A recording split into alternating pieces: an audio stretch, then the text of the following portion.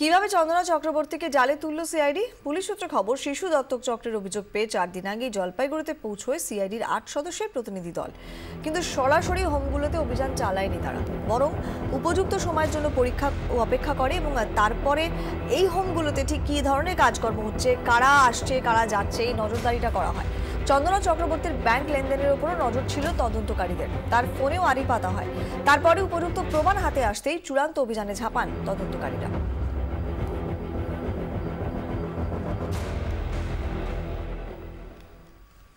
আসছে পরের খবরে। তিনি বামপন্থী সাংসদ। তিনি দলিত ছাত্র রোহিত ভেমুলাকে নিয়ে সংসদে সরব হন, কিন্তু ব্যবহার করতে ভালোবাসেন বহুমূল্য গ্যাজেট। এমনকি গ্যাজেটে অলংকৃত নিজের ছবিও প্রচার করেন ফেসবুকে। কিন্তু কেউ এ নিয়ে প্রশ্ন তুললেই তাকে চাকরি থেকে ছাঁটাইয়ের সুপারিশও করেন। তিনি সিপিএম সাংসদ ঋতব্রত ব্যানার্জি। মানসিক নিপীড়নের কারণে দলিত গবেষক রোহিত ভেমুলার আত্মহত্যার অভিযোগে সরব হন তিনি। কিন্তু তাঁর বিরুদ্ধে পাল্টা কোনো অভিযোগ এলেই ফোঁস করে ওঠেন। পাল্টা ছবল মারতেও পিছপা হন না।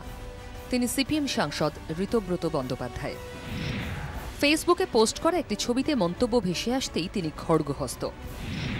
এমনকি মন্তব্যকারীর অফিসে শটান মেইল করে তাঁর বিরুদ্ধে ব্যবস্থা নেওয়ার দাবি জানান। দিল্লির একটি থানায় অভিযোগ দায়ের করার হুঁশিয়ারি দিতেও দুবার ভাবেন না সিপিএম সাংসদ। 12 তারিখ শিলিগুড়িতে ডাবি ম্যাচ দেখার একটা ছবি ফেসবুকে পোস্ট করেন সিপিএম সাংসদ। হাতে দামি ঘড়ি, পকেটে দামি পেন। সেই ছবি শেয়ার করে তাতে মন্তব্য করেন এক আইটি কর্মী। দাবি করা হয় ঘড়িটির দাম প্রায় 50,000 টাকা, পেনটার দাম প্রায় 30,000 টাকা।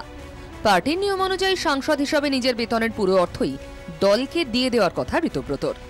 দল থেকে তিনি যে ভাতা পান সেই টাকায় এমন ব্যয়বহুল ঘড়ি, কলম তিনি কিভাবে ব্যবহার করেন তা নিয়ে প্রশ্ন তোলেন ওই আইটি কর্মী। এতেই ক্ষেপে গিয়ে ওই কর্মীর অফিসের এইচআর বিভাগে মেইল করে তাঁর বিরুদ্ধে ব্যবস্থা নেওয়ার দাবি জানান সিপিএম সাংসদ। এমনকি দিল্লির থানায় ওই ব্যক্তির বিরুদ্ধে অভিযোগ জানানোরও হুঁশিয়ারি দিয়েছেন। এখানেই শুরু নয়, এর আগেও বেশ কয়েকবার ঋতব্রতর ভূমিকা নিয়ে দলের মধ্যেই তৈরি হয়েছে ক্ষোভ। দীর্ঘদিন এসএফআই এর সর্বভারতীয় সম্পাদক থাকলেও কলেজে কোনো আন্দোলনে তাঁকে দেখা যায়নি। শুধু ঘড়ি বা পেন নয়, তাঁর ব্যবহৃত দামি মোবাইল নিয়েও প্রশ্ন উঠেছে বারবার।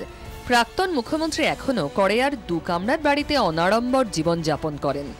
প্রবীণ বামফ্রন্ট চেয়ারম্যানও অনাড়ম্বর সাদাসিধে জীবনযাপন করেন। রাজনৈতিক মহলে প্রশ্ন, তাহলে ঋতব্রত বন্দ্যোপাধ্যায়ের মতো তরুণ বাম নেতাদের বিলাসবহুল গ্যাজেটের প্রতি এত ঝোঁক কেন? কেনই বা ফেসবুকে আত্মপ্রচারের প্রতি এত আকর্ষণ?